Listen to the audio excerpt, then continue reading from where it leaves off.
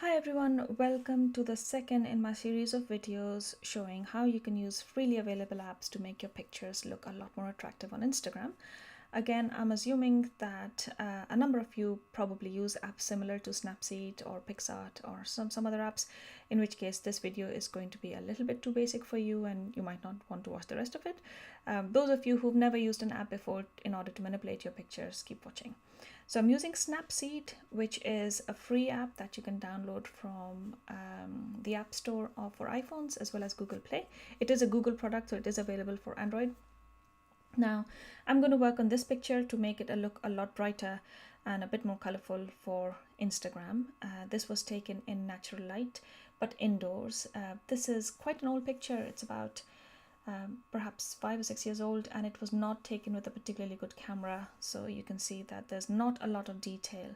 However, I do have this image and it will be useful, so let's go ahead and get started. So the first thing you will notice is that the picture has these roses here and you can't really see much detail in it, and that's because the camera was a dodgy camera. It might have been a really old iPhone camera, you know, one of those first ones. The other problem that I see with this picture is that, let me see, the bottom right hand side of the picture, as you can see, there's a little triangle there which is showing the worktop, and the top left hand side also is not particularly good, but it's too big an area for me to try to do anything with it. But if I make everything else look really attractive, your attention will be on the cupcakes rather than anywhere else. So let's get started. The first thing I'm going to do is I'm going to touch my iPhone screen and touch that edit button on the bottom right hand side of your screen that you can see. It will bring up this menu, and the first thing I can do is go to the healing button, which is the third button down in the rightmost column. Now, healing is the best thing about Snapseed, which is one of the reasons I use Snapseed such a lot.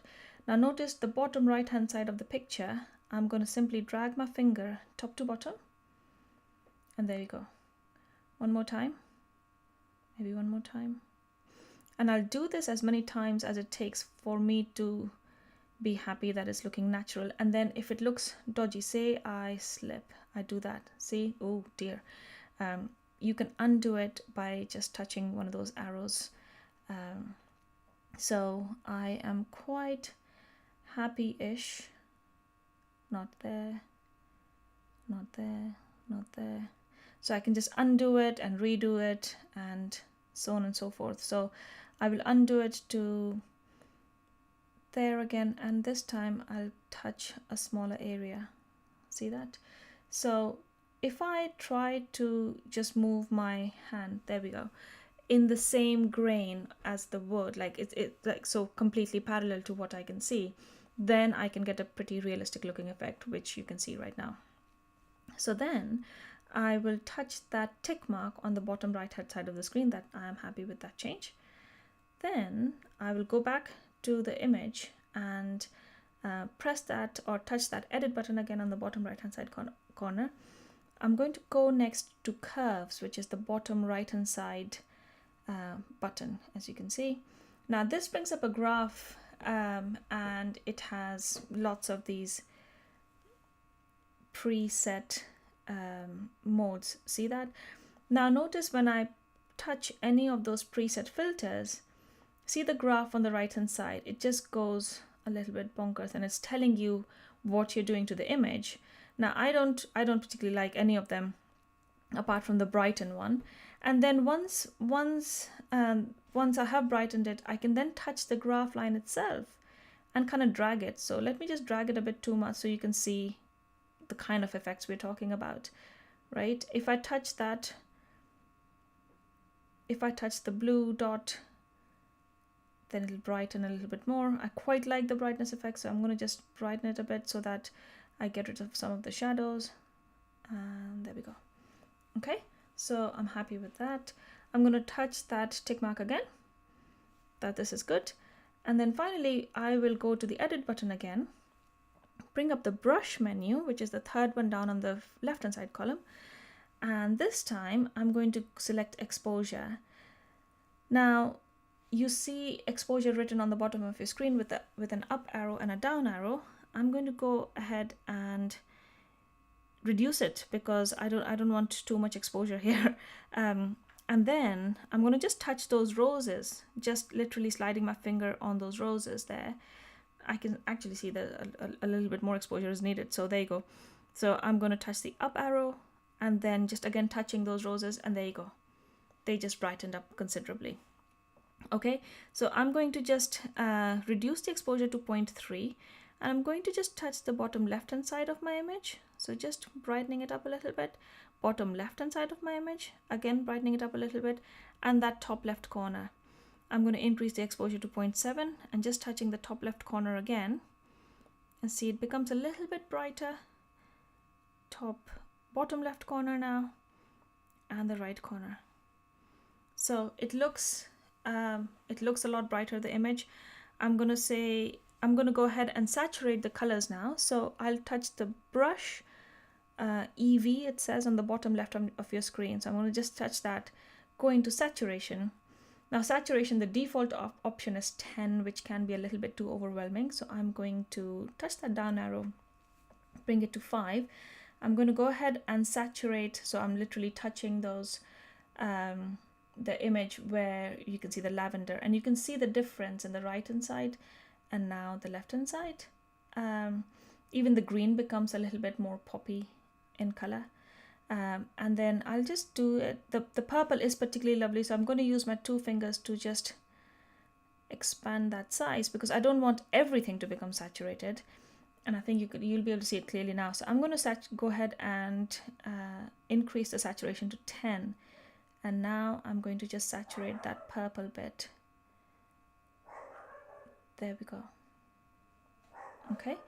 And now I will just move that image from left to right using the blue screen on the left hand side of the image. And then I'm going to saturate some of the leaves with a bit of color.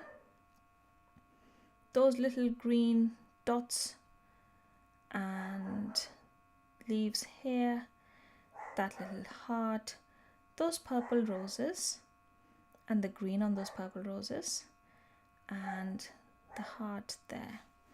Okay, now I will go ahead and bring this down like that. There we go.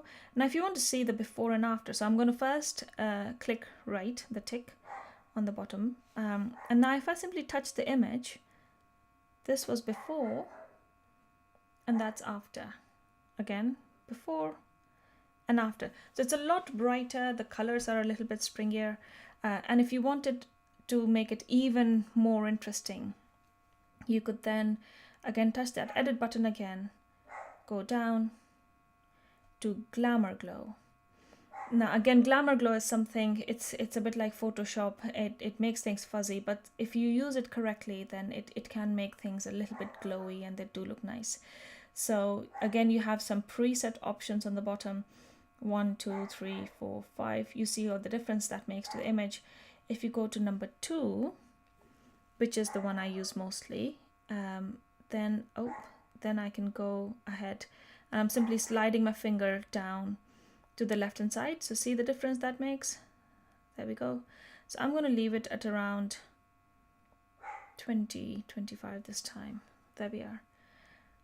And that is an image that I now believe is more interesting for Instagram. Again, I'm not interested in making it look like entirely something different. It should still look nice. It just it's a lot brighter. The colors are a little bit poppier, and that's enough for me. Again, if you wish for the rose to turn pink, please go ahead and make it turn pink. Use another app. But the point of this exercise is just to make whatever you have a little bit enhanced, yes, but still quite natural.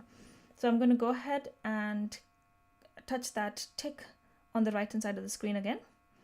And then to save this image, I'll just go and click that or touch that button, save, and then export.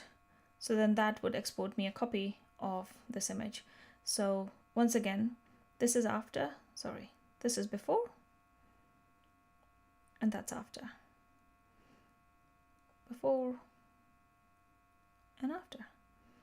I hope you enjoyed this. Leave me a comment below or send me a message, and I'll speak to you soon. Bye.